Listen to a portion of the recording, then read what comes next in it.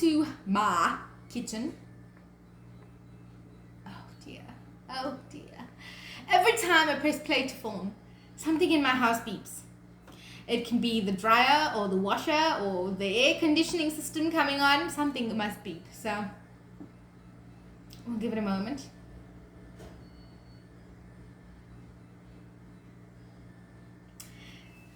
We're trying a new format. Placing the camera in a different position to see how that comes out.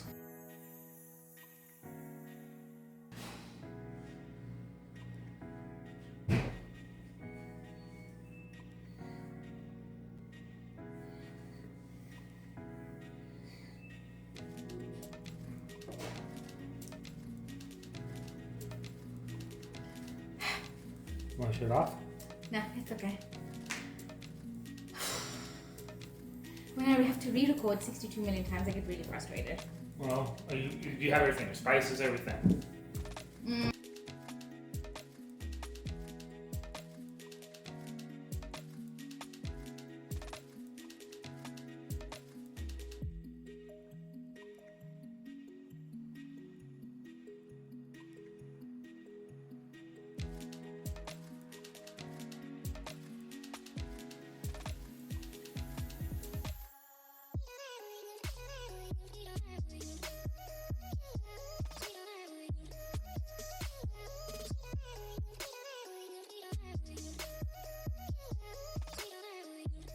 Okay, let's try again. Welcome to my channel. Welcome to my channel for the third time. On the menu today is taco salad. I found these awesome grain-free taco shells. The first time we purchased them, they were cracked and a little broken, and I was a little bit devastated, but my husband explained a concept called the taco salad to me, and we tried it and it was delicious. And so this is what's for dinner tonight. I've been slowly collecting the ingredients, like finding the taco shells at Walmart, which was a mission because we had to walk every aisle to find them, and they were in the strangest aisle. It makes no sense. It wasn't with the other taco shells or wrap style products. It was in a shelf that made, on a shelf in an aisle that made no sense, but we found them, and so they're for dinner tonight.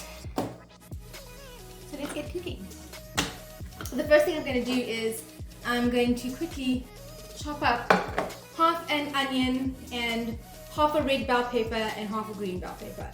Using two different types of peppers changes the each pepper has its own distinct flavor, so it just adds to the bouquet of spices and aromas that we're creating. This is my trusty mini food processor, which I love on my lazy days when I don't feel like chopping, or when I want whatever I'm adding, like my onion or my peppers, to be super fine and just the meat be the star of the show. I don't want large chunks of anything in it. So here, let's get going.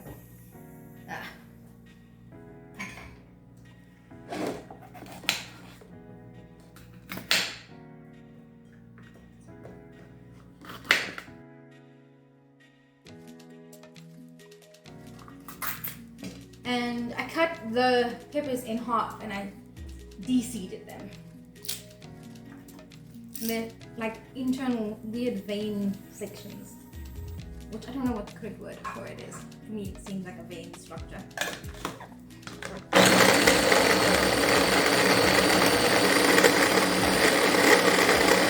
To save myself some drama, I just place the pan I'm going to cook my mince in on the counter. And I just unload everything into the pan. You have to do this 3 or 4 times to chop up everything that you need, because if you stuff everything in, it doesn't work that way. It takes a long period of time, and then you have to take things out, and it's just a whole mission. So a small amount in 3 separate rounds works perfectly.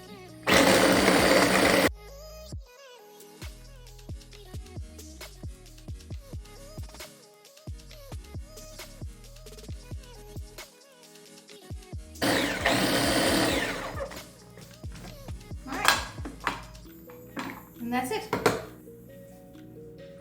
I try to clean as I go, so that the disaster in my kitchen is not such a massacre when I'm done.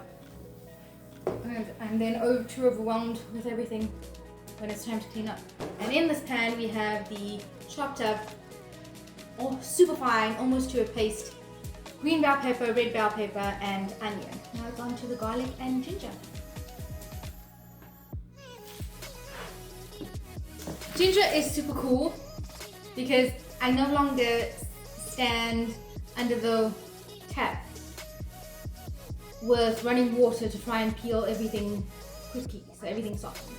I didn't Google, my husband Googled to find a trick. What is the trick behind peeling garlic? It's not possible to have someone standing and peeling each little garlic clove.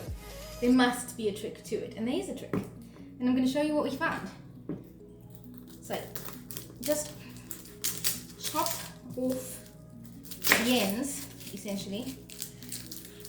And this one's fighting with me today.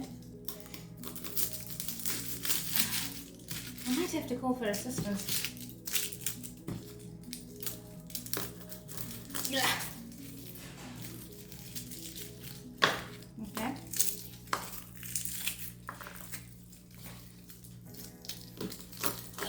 Gotcha. Place the garlic cloves into either side, and you close the dish, and it needs to create a seal so that nothing can fall out. And you hold it tightly and you shake it in the bowl, and when you open it, all the garlic cloves have been peeled. It's quite magical, actually.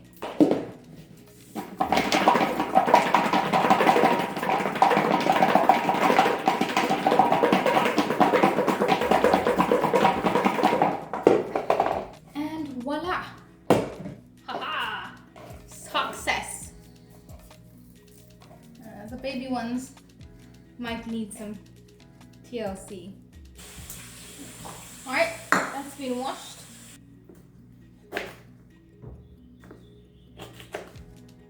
Just gonna peel the ginger. Some people use a spoon. I find that I understand the sharpness of this paring knife, and so it works for me. It's a little blunt. Okay, so when I'm cooking, if I remember, I put everything in the chopper at one go, but this time around I didn't think it was going to be simple, and now that I'm doing it, I'm never simple. I'm going to put my garlic cloves in there and the little piece of ginger that I've done, and I freeze my coriander leaves. I wash them and I freeze them, so I can pull them out at any point when I desire them. I've got a couple of bags, maybe 2, in my freezer, and this is the last of this one.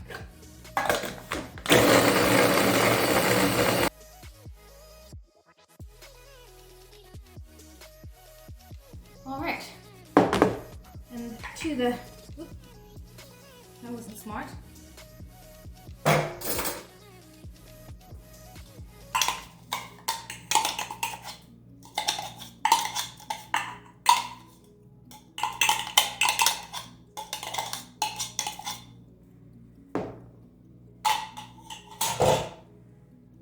Pan it goes. So in this pan I have my chopped up red bell pepper, green bell pepper, half an onion, and then cilantro or coriander is what I call it, ginger and garlic.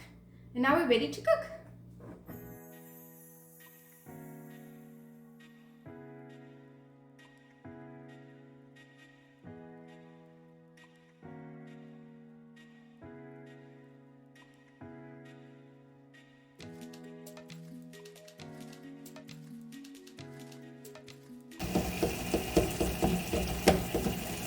Alright, so what you just watched is me breaking the mincemeat up and then stirring the spices in to coat the meat in the spices. this is about the most labor-intensive part of this dish.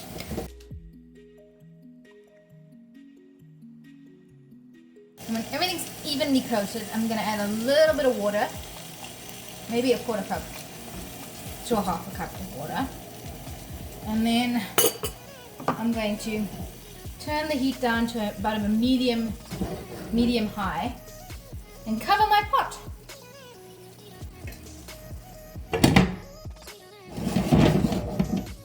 You need to keep checking it and adding more water if needs be until it is cooked through. Okay, so you've watched me prepare the mince. Now it's just cooking. And while it's cooking, I'm going to just do the preparation of the rest, like washing the lettuce leaves. I do a spring mix, which is a mix between different types of lettuce leaves and spinach. And then I am going to open up. I'm not going to do any of this. I'm going to wait till the mince is ready. Then I'll wash up the lettuce leaves. I'm going to grate the cheese for my husband's one, chop up the goat's cheese for mine, and break up the taco shells to put in our bowls. And for the next 20 to 30 minutes, you can sit down and relax. You cannot sit down for the full 30 minutes because every 5 minutes or so you need to be checking your mince. Because if you don't, then it will burn. And you need to check in terms of, is it cooked? Does it need extra water to continue cooking? And then you need to cook it so that all the water has evaporated or cooked into the meat, whichever way you want to look at it.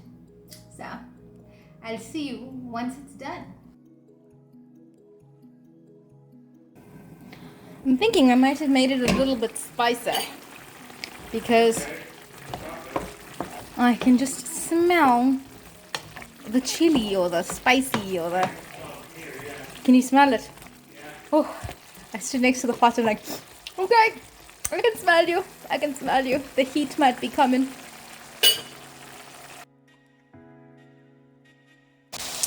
This is what it's supposed to look like. The water has cooked out or cooked into the mince and it's nice and dry. And now it's time to assemble. Right, it's time to eat dinner. We got some 50-50 spring mix, which is a mix of different kinds of lettuce leaves and spinach. And we've got some Kerrygold, Gouda or Gouda cheese, depending on how you say it, and some goat's cheese for me. And we're ready to put it together. Wash first and then put together. Okay, so we got some lettuce leaves done.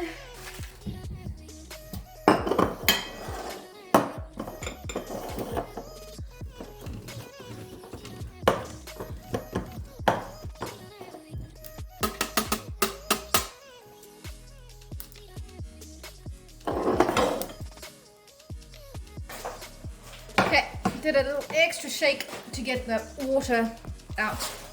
Okay, so here we go. Some lettuce leaves,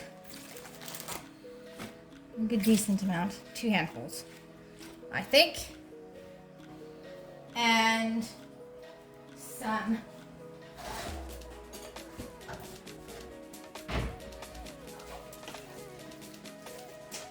Did you taste it, Clark? You didn't? How do we know if it's good to put in your mouth? It'll be spicy. Ooh, ooh. Because I did taste it. Oh. A little. You did? I'll let you know how spicy it was. I had just a little bit.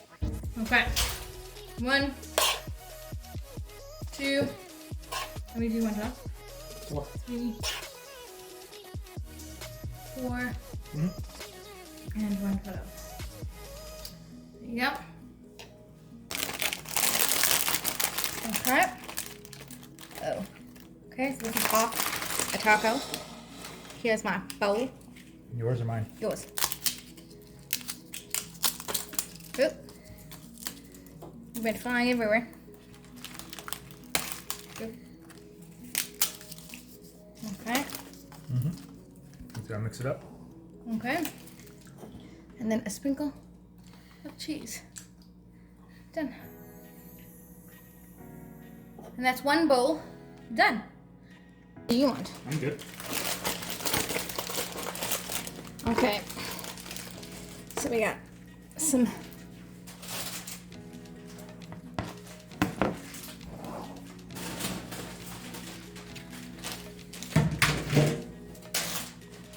lettuce action and Just missing tomatoes. mince to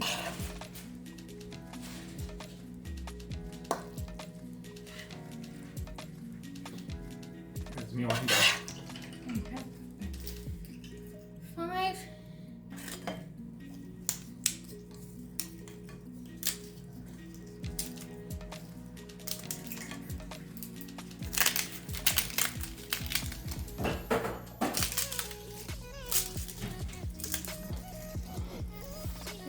Some crumbs going on there.